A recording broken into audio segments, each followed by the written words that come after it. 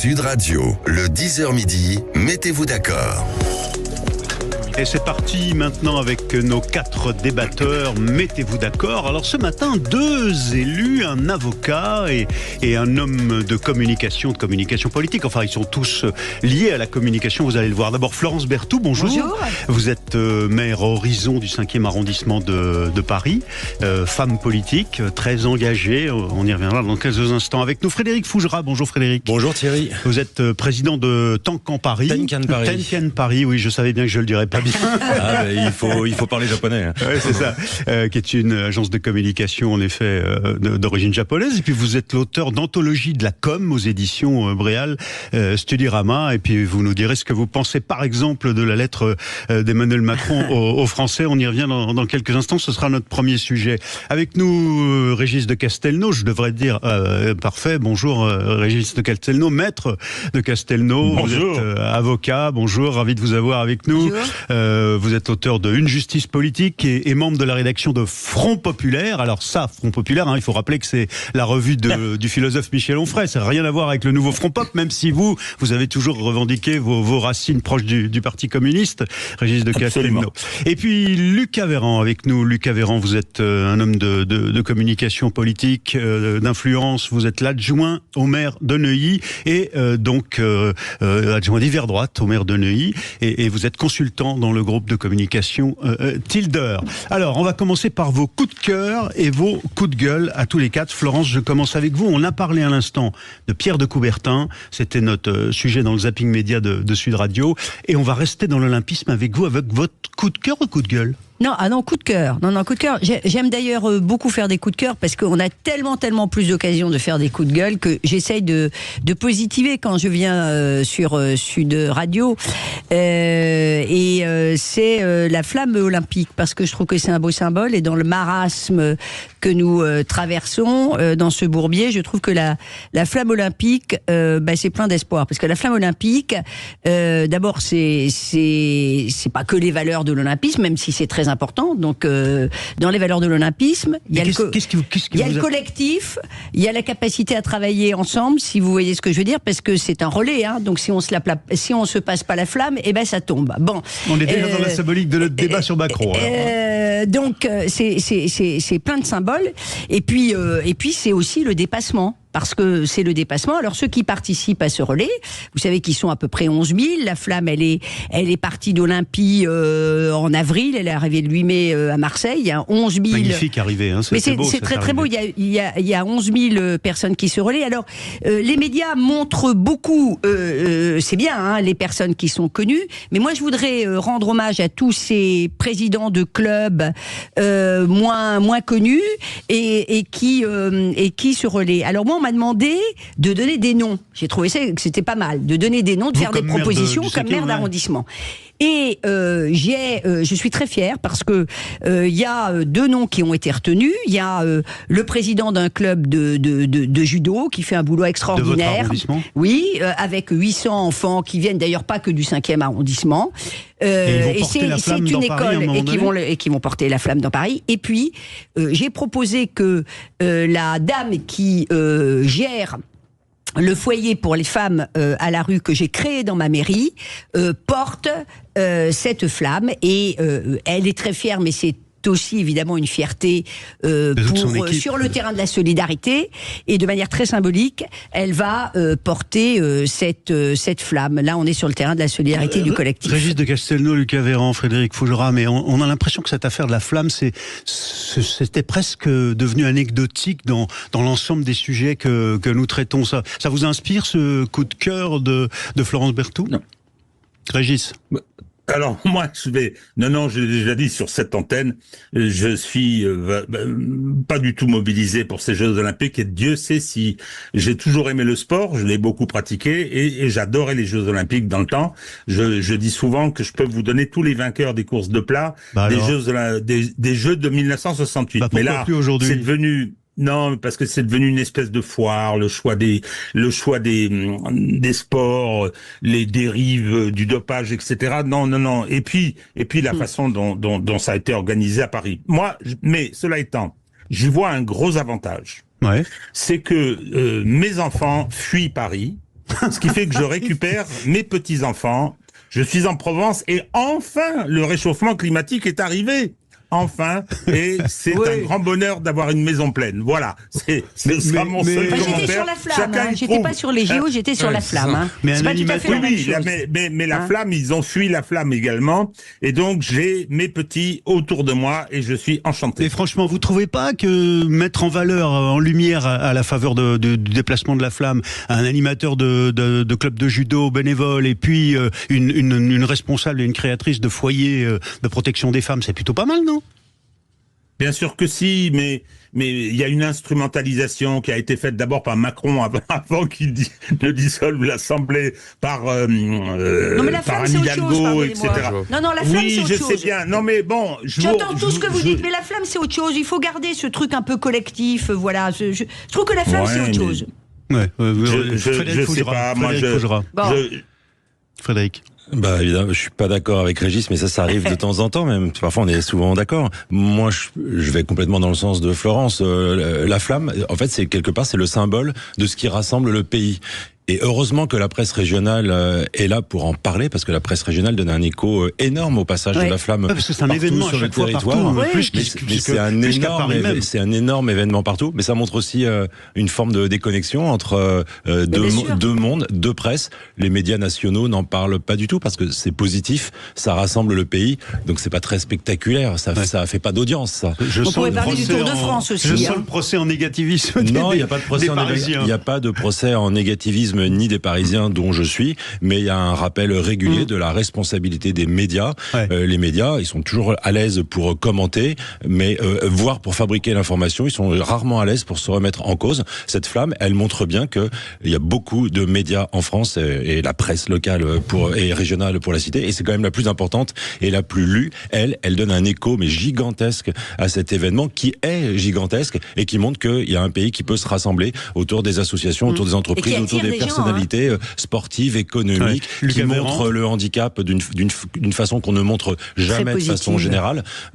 Bravo au rôle que joue cette flamme. Et merci Florence pour ce coup de cœur. Bon, mais elle va passer par le Neuilly-sur-Seine Non, elle va pas passer par Neuilly-sur-Seine. Elle va passer très loin. Exactement. Le maire mais en revanche, je partage entièrement ce que dit Madame la maire, c'est que il faut distinguer, on va dire, les réflexions, voire les remises en question que l'on peut avoir sur l'organisation des Jeux Olympiques, y compris parfois des montants très importants qui ont été dépensés pour mettre en baignabilité la Seine, ou du moins la rendre en effet accessible pour des épreuves olympiques, où on peut faire le constat collectif que tout n'a pas été fait convenablement. Et puis cette dimension de fierté à l'échelle très locale, qui mobilise, et moi aussi à l'instar de vous, on a beaucoup d'associations sportives qui souhaitent participer à ce moment fort, qui souhaitent aussi pour les enfants, c'est un très bon témoignage. Nous on a par la voie de la métropole du Grand Paris mis à la disposition de beaucoup de clubs de sport la possibilité de faire venir ces enfants qui sont là cet été pour qu'ils puissent assister aux compétitions olympiques. Donc c'est une chose de critiquer l'organisation et puis sans doute l'attention, le soufflet qui est retombé avec cet épisode politique dont nous parlerons, et puis mobiliser les bonnes âmes à l'échelle locale pour que faire de cet événement une réussite. Je voudrais ajouter juste un truc pour ne pas qu'on me dise que j'ai un cœur sec. Dans le genre, je préfère et de loin tout ce qui est fait et ce qui a été fait autour du Téléthon. Ça, j'ai trouvé, c'était le même genre, mais c'était magnifique. Ça permettait de mobiliser les gens. C'est le même esprit. Pardon? C'est le même esprit. Oui, mais je préférais la façon dont les gens se mobilisaient, ce que ça a rapporté. Dans la recherche sur le décodage du génome humain et tout. Donc ça me plaît plus. Là, je crains que ces jeux soient devenus une foire et j'arrive pas à me mobiliser et à Mais c'est pas les jeux, pardonnez-moi de vous interrompre, c'est pas les jeux, c'est la flamme. Et moi je pense que la flamme, pardonnez-moi, mais c'est vraiment le peuple de France. Autant les jeux, je peux tout à fait entendre ce que vous dites. la flamme, il y a aussi tous ces bénévoles sur lesquels on ne met jamais. Alors et pour le coup, il n'y a pas d'instrumentalisation des gens qui sont souvent modestes aussi. Et je trouve que c'est beau ça. Et la flamme, tout est dans la dénomination. Hein, la flamme qu'on porte tous ou non dans notre cœur. Alors vous savez, on reviendra sur les coups de cœur et les coups de gueule dans un instant avec Lucas Véran, Régis de Castelnau et Frédéric Fougera, les leurs bien sûr. Et puis ensuite, on poursuivra avec nos débats ce matin dans Mettez-vous d'accord. Mais d'abord une pause. Vous êtes sur Sud Radio, à tout de suite. Sud Radio, le 10h midi, Mettez-vous d'accord. 2 élus, un avocat et un homme de communication et de communication politique. Avec nous, Florence Berthoud, elle est maire Horizon du 5e arrondissement de Paris. Lucas Véran, qui est adjoint au maire de Neuilly et consultant dans le groupe de communication Tilder. Régis de Castelnau, vous êtes avocat, proche de la revue et un des membres de la rédaction de la revue Front Populaire de Michel Onfray. Et Frédéric Fougera, président de Tenkan Paris, l'agence de communication. Alors, tout à l'heure, Florence Berthoud, on fait le tour des coups de gueule et des coups de cœur toujours. Florence Berthoud nous a parlé de la flamme olympique en nous disant c'est une occasion de dépassement. Alors vous voulez mettre l'accent, Lucas Véran, sur un personnage qui finalement lui aussi a accepté le dépassement, celui de la défaite. On va à Londres avec vous. Dites-nous, c'est un coup de cœur. Exactement, à la suite de la défaite cinglante dont a été victime le Parti conservateur, qui est en l'espace d'à peine 5 ans est passé de 365 représentants à la Chambre à moins de 121, donc une défaite cinglante électorale. Regardez, puisqu'on a vu fleurir cette vidéo après 17 ans. Voilà, de on a vu sur les réseaux sociaux le discours de Rishi Sunak, ancien Premier ministre, à la fois d'une humilité, d'une cordialité, d'une élégance, d'une décence, pour reprendre les mots d'Alexis Corbet, l'un de vos confrères, qui franchement fait du bien dans la période actuelle. On le voit tout à la fois féliciter son adversaire, avec lequel la campagne a été rude, lui souhaiter la meilleure dans la conduite de l'exercice de la responsabilité de la Grande-Bretagne, partager sur toutes les bords de la Chambre, finalement, ce souci d'être utile et loyal avec cette promesse faite à tous les électeurs de permettre à l'intérêt général et l'intérêt supérieur de la nation de se mobiliser. Donc je trouvais que par effet de contraste... Pourquoi vous voulez... Oui, pourquoi effet de contraste? En quoi effet de contraste? Évidemment, tout le monde... Je pose la question un peu par obligation. Oui, je vois que vos gros sabots sont peu dissimulés. Effet de contraste parce que dans le moment justement où la Grande-Bretagne connaît cette modification très nette, puisque ça faisait 14 ans que les conservateurs étaient à l'œuvre, donc vous imaginez la Macronie, ou du moins ce qui reste du camp présidentiel après 7 ans, en fait. On voit que tout le monde campe sur ses positions. Ça vous dit à Emmanuel Macron, au fond, faites comme Rishi Sunak, prenez acte de votre défaite? Non, c'est pas ce que je dis. C'est pas ce que je dis. En revanche, la manière dont les uns et les autres, et pour le coup pas seulement le camp présidentiel, doivent prendre le soin, on va dire, à minima, d'avoir une posture, on va dire, rassembleuse, et puis de cordialité, de décence à l'endroit d'adversaires politique, à mon sens, c'est ce qui manque en France. Les Anglais, monarchistes de fait, sont plus républicains que nous, c'est ça que vous nous dites? En tout cas, ils sont plus parlementaristes. Régis de Castelnau, qu'est-ce que ça vous inspire, cette Alors, posture? ça m'inspire deux réflexions. Alors, je vais adopter le rôle du rabat-joie. Je pense que ça s'explique. Alors, non, il y a une tradition particulière aux États-Unis. Avant l'arrivée de Donald Trump, c'était un peu comme ça, on se félicitait, etc. Il y avait un consensus politique qui existe en Angleterre. Si vous voulez, je vais reprendre l'expression de Philippe Séguin. Ces deux partis sont les deux épiceries qui se fournissent au même grossiste. Donc, il y a une proximité. C'est pas tellement péjoratif que je dis. Il y a une proximité qui est importante. Et puis, je vais faire une deuxième observation.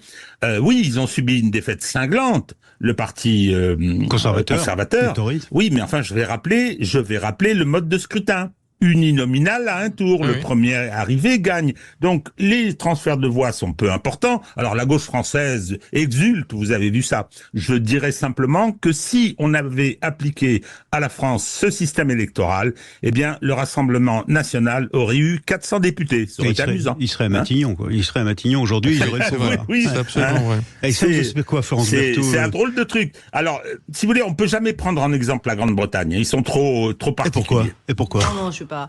Parce que il y a une spécificité. Il y a effectivement cette royauté. Il y a un rapport au pouvoir très différent du nôtre. Donc voilà, on est un peuple très très politique, nous. Et puis on a une autre histoire. On a coupé la tête à notre roi plus tard qu'eux. Hein. Oui. Non, pas plus tard qu'eux. Eux, ils l'ont pas coupé, encore heureux. Si. Charles Ier, oui, certes. Cromwell, il l'a fait couper en deux. C'est il y a 500 ans.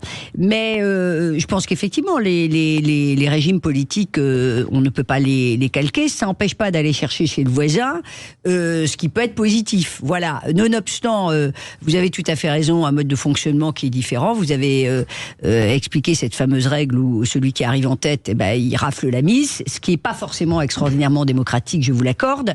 La Sunak n'a pas dit le contraire. Il dit ok, j'ai perdu. Voilà, mais je trouve qu'il y a une manière de reconnaître sa défaite ou sa non-victoire qui pourrait parfois nous inspirer, parce que c'est la réalité, c'est qu'après cette dissolution, on a assisté quand même à des partis, encore une fois, quelles que soient nos sensibilités politiques, qui de manière assez unilatérale se considéraient comme étant victorieux. Et ben quand on a un tiers des suffrages dans notre démocratie, on n'a pas la majorité absolue. Qui plus est, quand le vote a été un vote de reflux contre et pas un vote d'adhésion à un programme. Alors Frédéric Fougera, à votre coup de gueule à vous. Non, mais déjà, je voudrais réagir, si vous me le permettez, parce que je voudrais, réagir au coup de cœur de Lucas et apporter une petite précision. Mais on n'est pas loin de votre coup de gueule, hein. Oui, On est sur la même thématique, c'est pour ça que je vous poussais là-dessus. Le lien est parfait, là, il n'y a aucun doute. Je veux juste revenir sur les vrais chiffres, parce que Régis a dit qu'il y aurait 400 députés RN s'il y avait eu un vote à un tour direct à l'anglaise. Il y en aurait 297, il y en aurait 157 pour le nouveau Front Populaire, 69 pour Ensemble et 33 pour les Républicains. Bon, d'accord, mais Frédéric, franchement, ça va exactement dans le même sens. Régis a raison, ça aurait donné plus qu'une majorité. Non, Frédéric, j'ai lancé ça comme ça. J'ai pas compté. Vous étiez pas loin, mais voilà, comme ça, ce sont les vrais chiffres. Et c'est vrai que le Rassemblement national serait en tête. C'est la majorité absolue. Et avec une majorité absolue, il n'y a aucun doute. Moi, pour réagir au coup de cœur de Lucas, effectivement, les Anglais paraissent plus républicains que nous. Et moi, j'y vois une autre façon de faire de la politique. Il y a le temps de la campagne électorale, et puis après, il y a le temps des responsabilités. Nous sommes toujours en période électorale. Alors évidemment, on préfère la période électorale. C'est la période de la lumière, c'est la période des promesses. À un moment, la campagne électorale est terminée et il faut prendre ses responsabilités. Et là, c'est le temps des difficultés, c'est le temps de la critique et c'est beaucoup moins joyeux pour nos politiques qui aiment le spectacle. Ouais, alors Régis, je vous pousse sur votre coup de gueule à vous aussi parce que vous êtes un peu sur la même thématique. Là, vous dites, on est retour à la 4e. Absolument. Alors, juste une petite observation sur le coup de cœur concernant nos amis britanniques. Ouais. C'est pas séparable le mode de scrutin qui serait inapplicable chez nous et le mode de fonctionnement général. Tout ça procède de la même, de la même problématique politique. Alors, moi, je vais profiter du fait que je suis le doyen sur ce plateau. Vous savez que là, le doyen des députés va devoir prononcer le discours. C'est un Rassemblement national. Alors c'est vous qui prenez le perchoir là et le micro. Je prends le perchoir et profiter de mon très grand âge pour parler d'une période que je n'ai pas connue. En 58, j'avais 8 ans. Et donc, je vois un retour assez extraordinaire à la 4e République. Assez extraordinaire, c'est-à-dire que je suis un partisan affirmé de la constitution du général de Gaulle de 1958, du 4 octobre, et alors elle a été mise en lambeaux. Il reste 30 articles intacts sur les 90, absolument. Et donc elle a été amodiée. Il y a eu, je vais pas rentrer dans ce détail, mais qu'est-ce que je constate aujourd'hui? Je constate que on est exactement dans la situation où René Coty doit nommer un quatrième. Oui, pardon. Je dis ça pour les jeunes. Oui. Non, mais vous avez raison. Mais il faut que je fasse attention. Et donc, le problème, il est exactement dans cette situation. Et on a des marchandages avec une particularité créée par, merci, Monsieur Macron, qui fait que on ne peut pas dissoudre pendant 1 an, même s'il y avait un changement de président. On ne peut pas. Ça veut dire qu'aujourd'hui, la motion de censure, dont la contrepartie était la dissolution, c'est fini. Donc on peut déposer et voter des motions de censure tant qu'on veut. Donc aujourd'hui, naturellement, on est en train... je vais utiliser un terme très péjoratif, de magouiller, ça discute. La gauche dit 27%.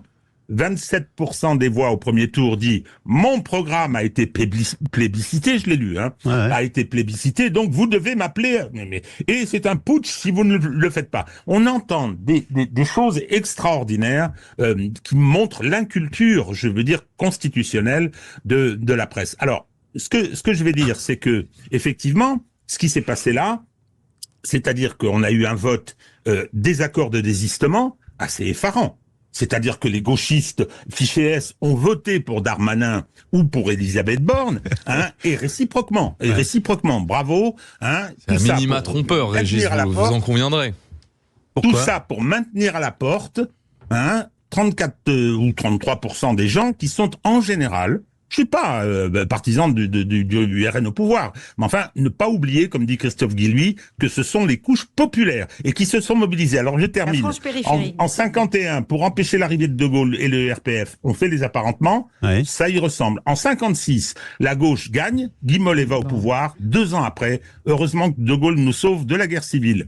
Je trouve cette situation assez inquiétante. 1956, pas 1856, je le dis pour les plus jeunes, 1956. Non, pardon, Régis, je me moque parce que moi je suis de 59, vous voyez, donc je suis pas très loin de vous. Je suis le deuxième doyen, en quelque sorte. Lucas, un mot rapidement. Je voulais réagir à ce que disait Régis, parce qu'à mon sens, il y a vraiment la sémantique est absolument nécessaire dans le temps. C'est-à-dire que j'entends beaucoup tractation d'appareils, magouilles, alors que dans 23 pays de l'Union européenne qui, je crois, ne souffrent pas de déficit démocratique, on appelle ça une recherche de compromis. On va en parler tout de suite avec bien évidemment, et je rejoins ce que disait Florence, c'est-à-dire qu'on ne peut pas calquer les régimes démocratiques, néanmoins, on peut tirer des enseignements de ce qui semble fonctionner parfois bien ailleurs. Écoutez, en tout cas, on reviendra sur 4e ou pas République, ou peut-être une 6e qui est en train de s'inventer. Et puis surtout, on va voir ce que vous pensez de votre analyse du choix du président de la République de s'adresser aux Français depuis le dimanche dernier à travers une lettre. Et on va faire une pause. Vous êtes sur Sud Radio, à tout de suite pour Mettez-vous d'accord. Sud Radio, le 10h midi, Mettez-vous d'accord. Alors, est-ce que vous allez vous mettre d'accord, Florence Berthoud, Frédéric Fougerat, Régis de Castelnau, Luc Avéran, sur cette posture, sur cette attitude, sur cette façon pour le président de la République de réagir au choix des Français au vote de dimanche dernier? Alors, Régis et Florence Berthoud, le président de la République en appelle à une coalition des forces républicaines, en gros depuis Washington, parce que c'est quasiment ça. Il envoie cette lettre qui est publiée certes dans toute la presse régionale, mais qui dit aux élus, aux députés, aux nouveaux Parlement, à la nouvelle Assemblée nationale, il dit trouvez une majorité, pendant que je suis pas là, quand je reviens, on verra, je ramasse les copies. Qu'est-ce que vous en pensez, Florence Berthoud? Je pense que le président, et j'appartiens à celles et ceux qui... Mais vous êtes à Horizon, donc vous êtes dans son ex-majorité. Voilà, mais là, il y a un côté un peu Ponce Pilate. Et je pense que en responsabilité, on doit quand même contribuer, quand on a provoqué la dissolution, à trouver au moins une majorité de gouvernement. La réalité, c'est que tout le monde sait qu'il y a un tiers, que chacun revendique une forme de légitimité qu'il n'a d'ailleurs pas à revendiquer parce que personne aujourd'hui n'a eu la majorité absolue, et qu'il faut se mettre d'accord. Quand on a le même nombre de députés, le plus grand nombre, on n'est pas forcément le plus grand nombre en voix. On est le plus grand nombre confère le Rassemblement national. C'est ça. Mais la question, tout le monde est obsédé par qui à Matignon. Enfin, la première obsession, ça devrait être quel est le programme minimal sur lequel on va se mettre d'accord, parce que ceci va peut-être générer cela, et pas l'inverse. Mais le risque, c'est la dérive dans la pratique des institutions.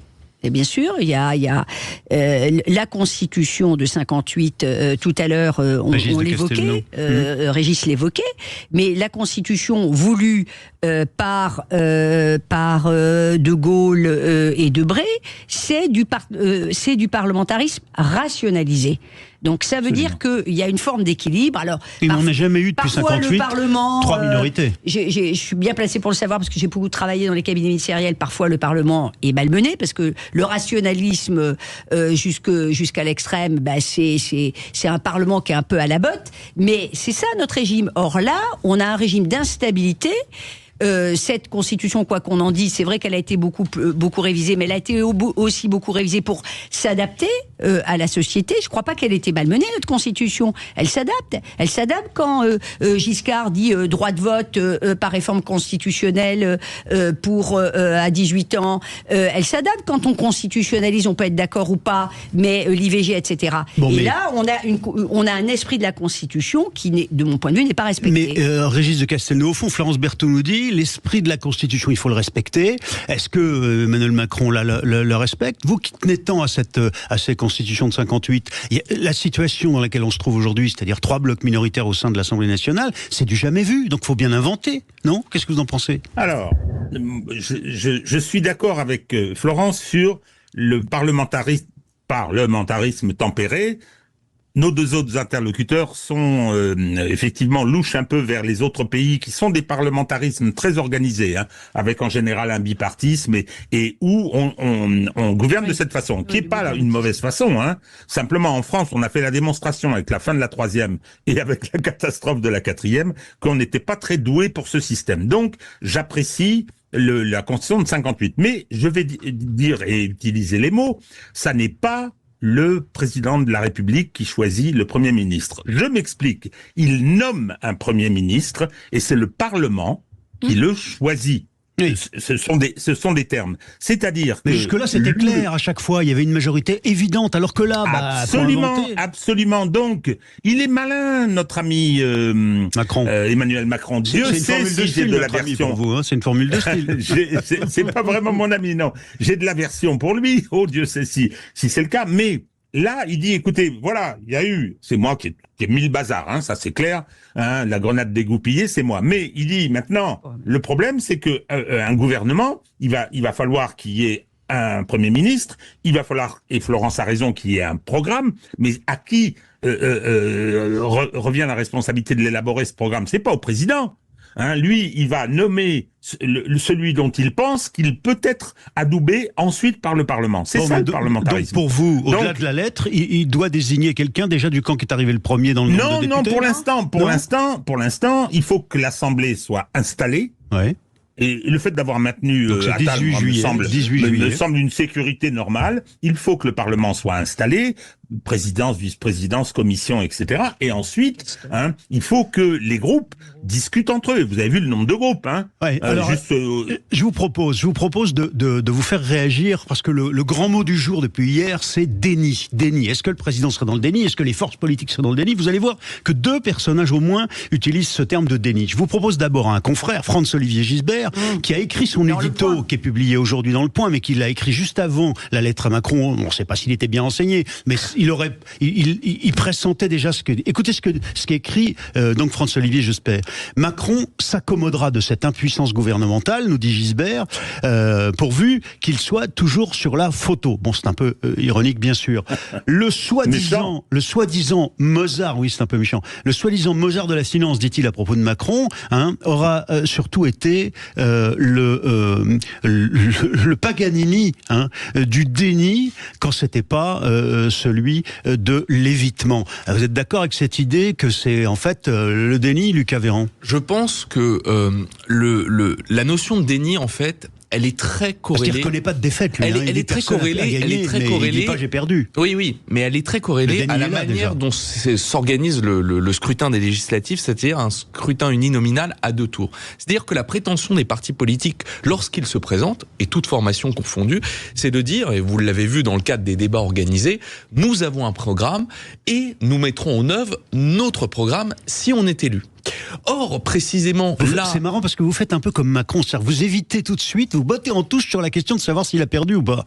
Ah non, mais il a perdu, mais c'est incontestable. Ouais, mais lui, il n'en prend pas acte du tout. Bah oui, mais je pense que si, il est dit personne n'a gagné. Donc c'est une formule de style pour dire j'ai également perdu.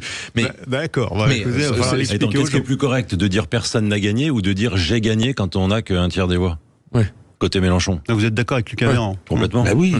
Et ce que je voulais, pour terminer un peu mon argumentation, c'est que toutes les formations politiques se sont présentées devant les Français avec un programme parfois très ambitieux.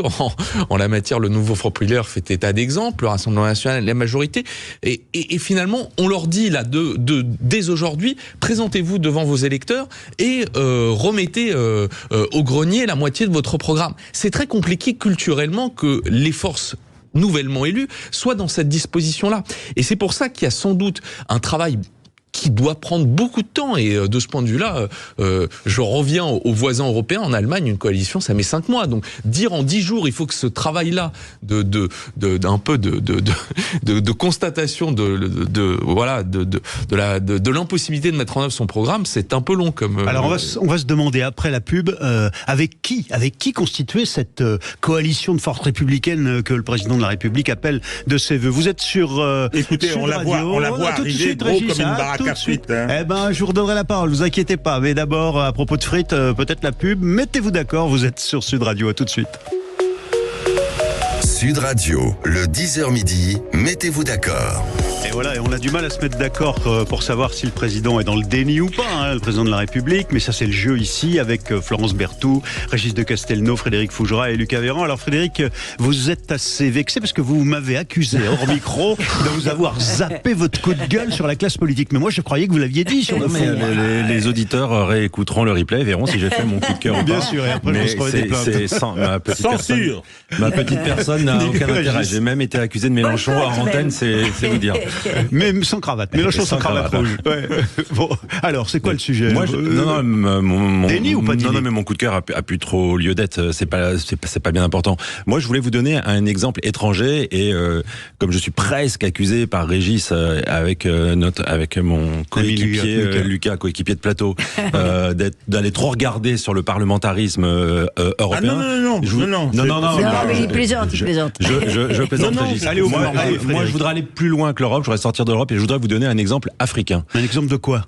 Un exemple de comment on recherche une majorité. Okay. Et je voudrais vous donner un exemple africain d'un très grand pays d'Afrique qui est la République démocratique du Congo, premier pays francophone au monde au passage.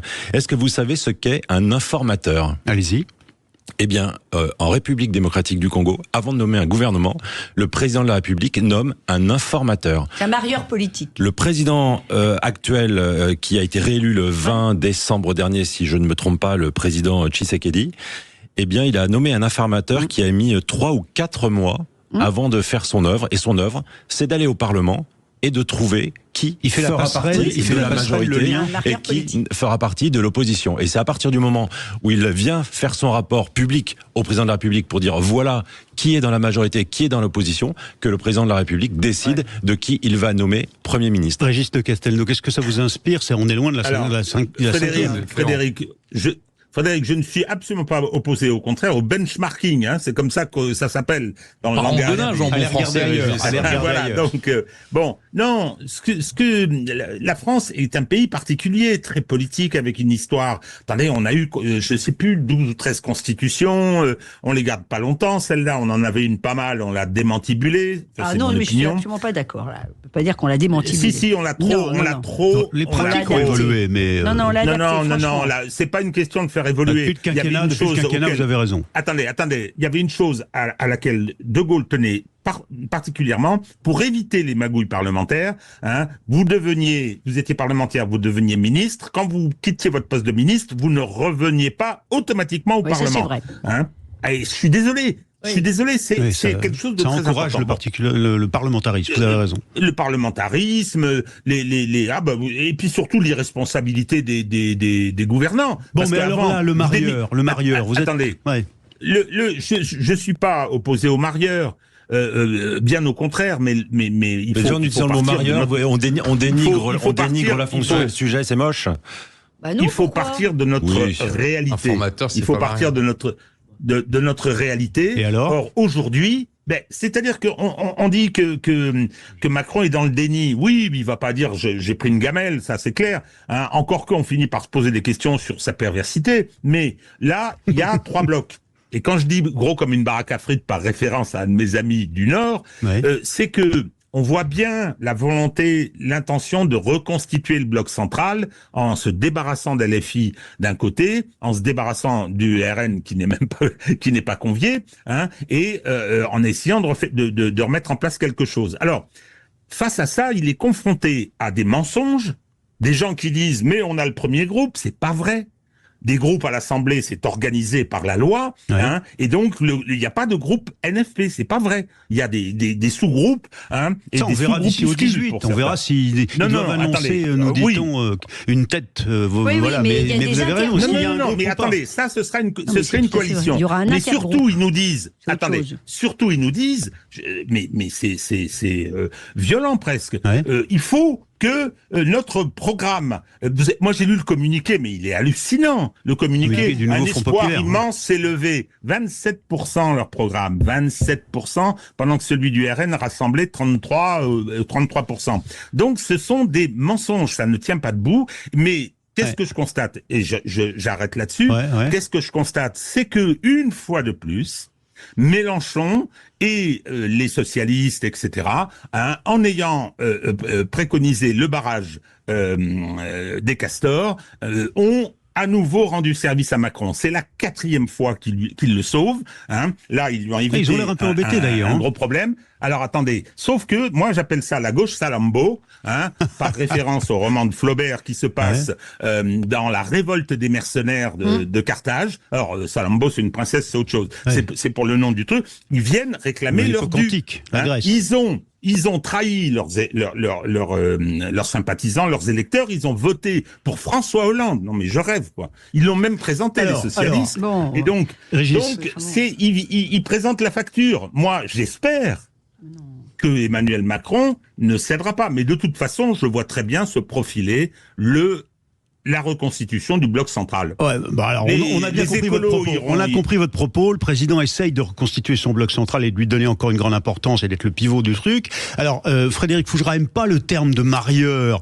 En tout cas, dans l'agence matrimoniale en ce moment, pour essayer de constituer cette majorité, cette coalition de forces républicaines, hein, selon la formule du président. Alors, il y en a un qui met les pieds dans le plat, qui lui aussi, j'ai cité Gisbert, mais je vais en citer un autre qui est un politique, lui, et non des moindres, puisqu'il a gagné les européennes, c'est Raphaël Glucksmann qui met les pieds dans le plat, qui parle de déni de réalité, mais vous savez à qui il accuse de déni de réalité? Ses camarades du Front Populaire. Je le cite. Raphaël Glucksmann appelle la gauche à sortir, je le cite, du déni de réalité. C'était dans les Échos. Il met les pieds dans le plat. Il faut sortir de l'emprise de LFI pour avancer et pouvoir gouverner le pays. Il faut avoir les tripes pour le dire et pour le faire. Il faut évacuer le cas Mélenchon et la problématique LFI. Enfin, c'est Glucksmann qui dit ça. Donc on voit bien que le président finalement, il peut être en surplomb avec tout ce foutoir et ces façons les uns les autres de pas tomber d'accord. Alexis Corbière propose un seul groupe. Là, ce serait cohérent. Un seul groupe Front Populaire. Ils sont pas d'accord là-dessus. Il n'y aura pas un groupe. Lucas Véran. Par rapport à ce que Régis disait, qu'il espérait que finalement le président de la République ne donne pas raison à quelques sbires insoumis en leur proposant le fait de prendre le lead sur la primature. Il pourrait y avoir une manière, je ne la partage pas, mais qui déjà se fait jour, un peu cynique de voir les choses, et de leur dire, vous voulez absolument être à Matignon et avoir les clés de Bercy, prenez-les. Et puis, dans l'instant où ça se passera, un vote de motion de censure sera réalisé. On peut, si vraiment ils ont besoin. Ça peut coûter cher au pays. C'est des mois et des mois d'attente.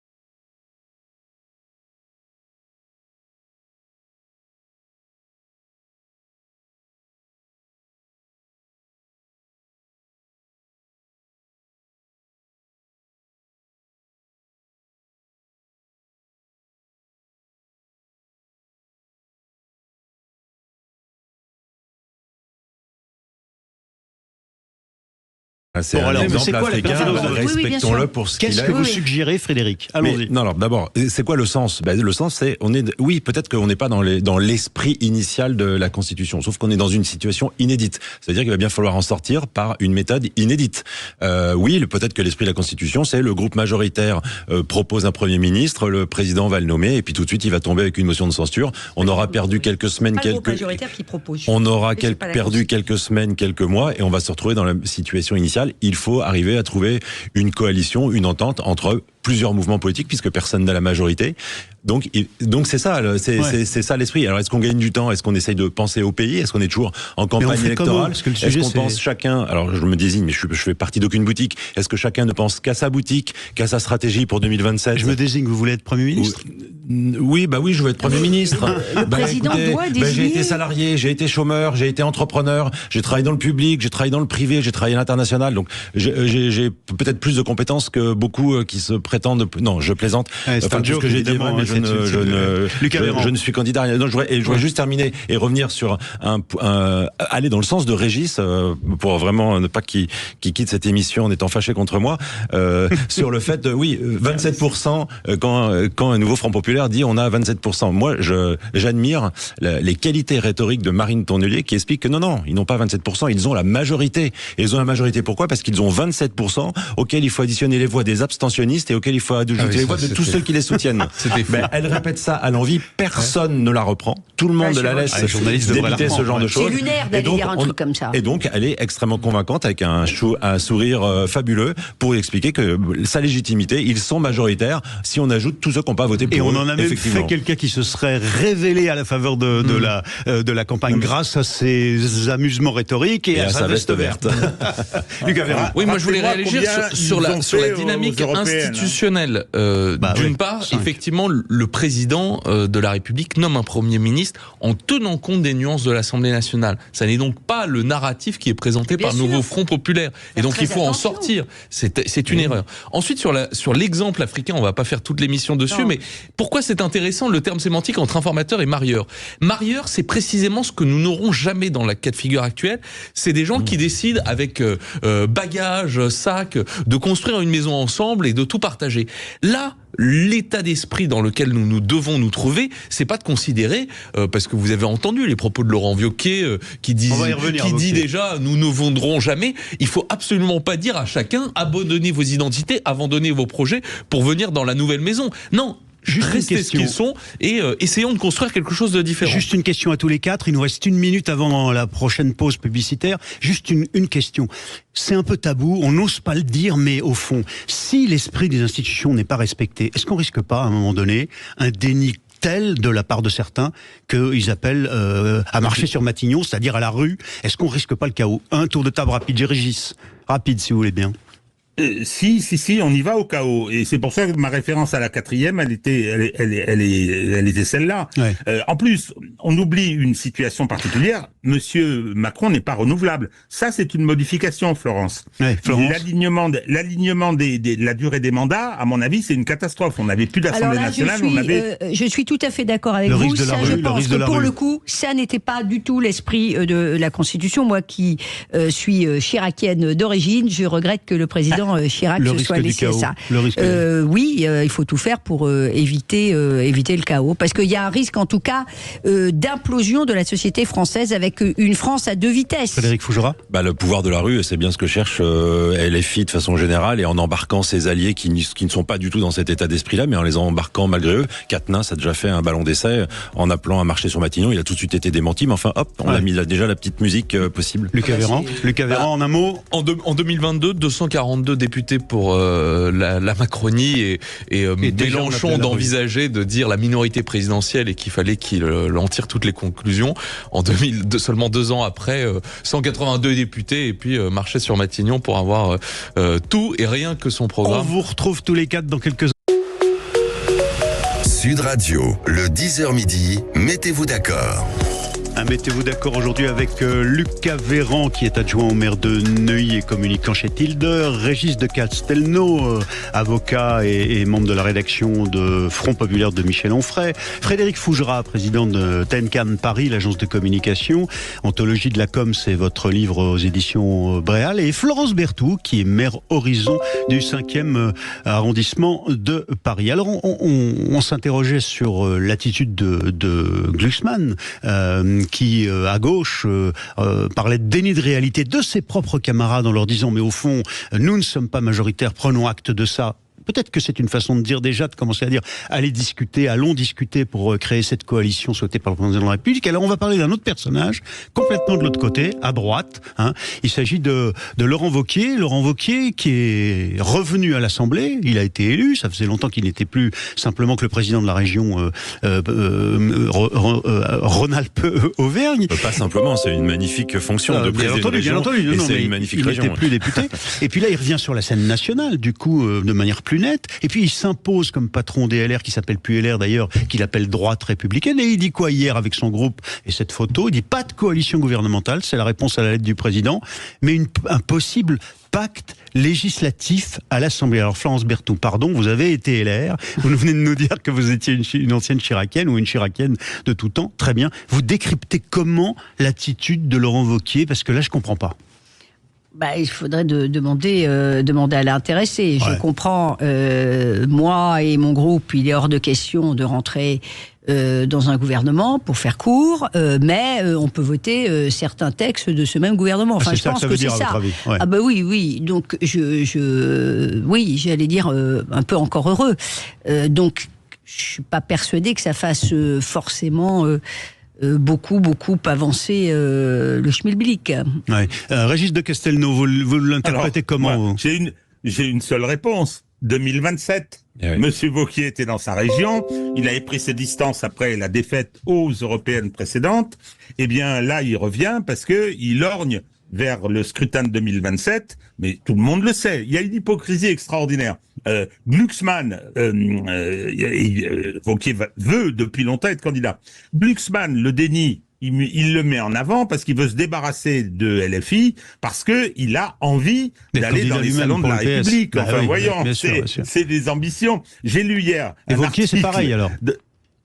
Eh bien, évidemment, il veut devenir président de la République. Ah ben, si vous voulez, il faut être tenace pour devenir président. Les précédents le savent. Donc, sauf naturellement Emmanuel Macron. Mais c'est comme j'ai lu un article d'Aurélie Filippetti qui revient, qui a été ministre de la Culture, et là elle dit mais non, mais les principes, la République, c'est merveilleux, la démocratie, il faut qu'on y aille là. Moi j'ai envie de retrouver les voitures avec chauffeur, mais je veux pas faire trop de populisme, mais il y a une hypocrisie extraordinaire. Chacun se place. Et Wauquiez en particulier, ses déclarations sont éminemment tactiques et liées à sa candidature à 2027. Frédéric Fougera? Mais complètement d'accord avec Régis. 2027. Ça arrive, Frédéric. Mais oui, mais bien plus souvent qu'on ne le croit. Chacun pense à sa boutique, chacun pense à sa stratégie pour 2027, et en fait, chacun rêve de jouer un rôle politique. Et on oublie le pays, on oublie les Français, et c'est peut-être pour une très grande part de la classe politique française, ce qui la différencie du Rassemblement national, parce que ce soit factice ou que ce soit réel, je sais pas si j'ai dit Front National ou Rassemblement National, mais vous m'avez compris. Ouais.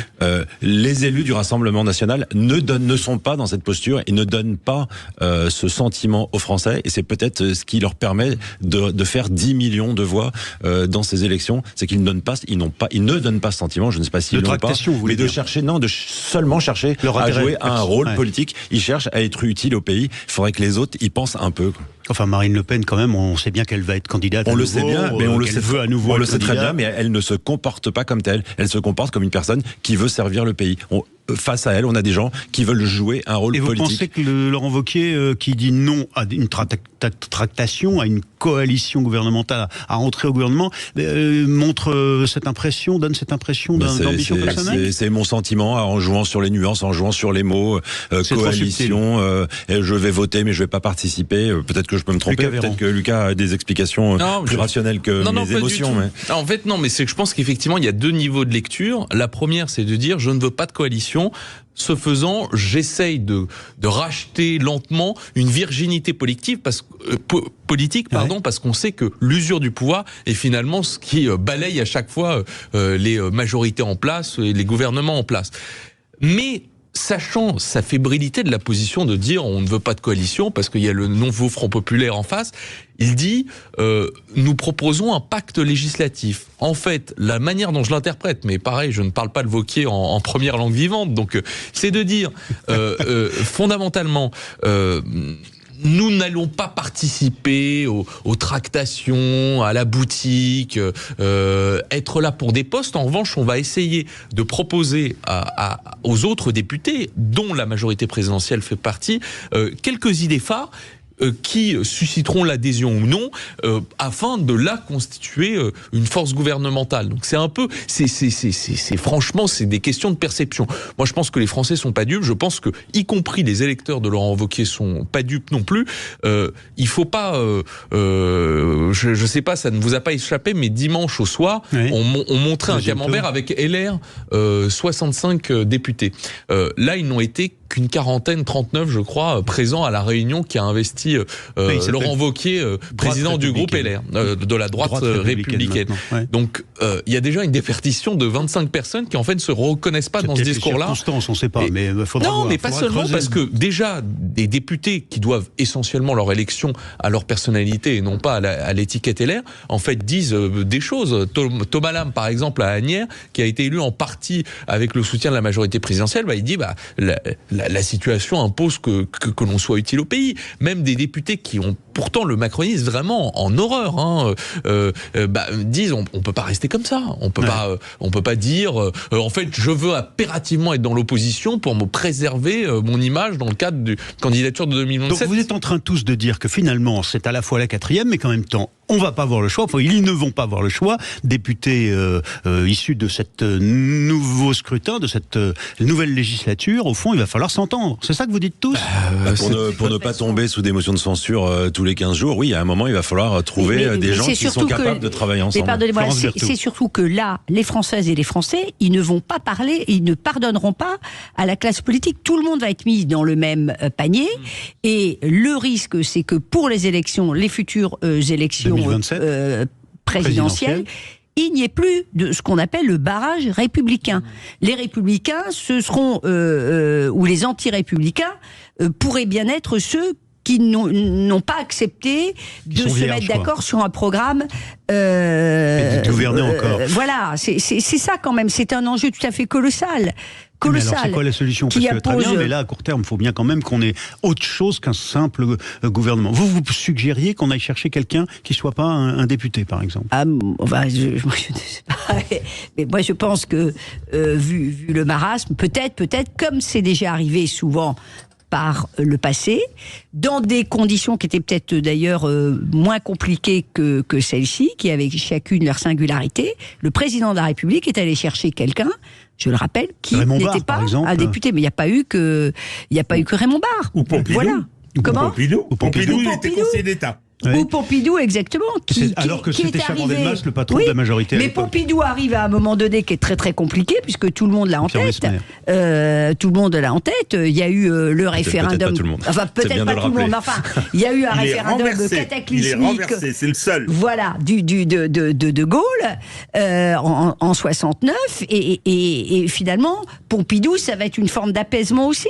Voilà. Alors là, par exemple, on a parlé de Laurent Berger et on parle d'un nom en ce moment qui est Jean-Louis Borloo, qui reviendrait aussi, qui pourrait être ce marieur. Bon. Pourquoi ça vous fait rire, Régis, Jean-Louis Borloo? C'est un homme formidable. Écoutez, les boomers dehors, quoi. J'en suis un. Écoutez, ça va, quoi. J'étais avec vous là. Soyez pas sévère avec vous-même. C'est parti, là, c'est fini.